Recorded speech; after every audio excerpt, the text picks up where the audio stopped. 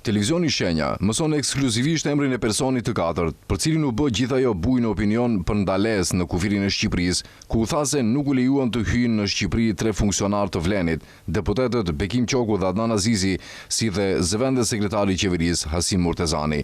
Bëhet fjalë për Adnan Selmanin, i punësuar në Ministrinë e Kulturës. Rasti fillimisht u cilësua si ndalesë e funksionarëve sepse gjëja kanë gisht në organizimin e protestave në Shqipëri, gjë që u mohua nga autoritetet shqiptare, të cilët po ashtu konfirmuan për televizionin emrin e Selmanit, i cili që nga e mërkura mbeti enigmë për opinionin. Personi në fjalë kishte ndalesë nga shteti shqiptar të hynte në Shqipëri, shkaqet e cilit nuk i treguan në detaje.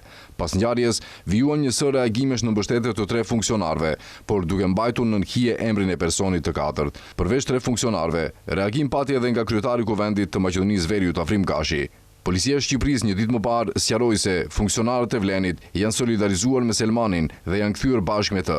Sipas Policisë së Shqipërisë, Selmani nuk është i vetmi që është kthyer nga kufiri, por ka edhe qindra të tjerë që nuk janë lejuar të hyjnë në Shqipëri.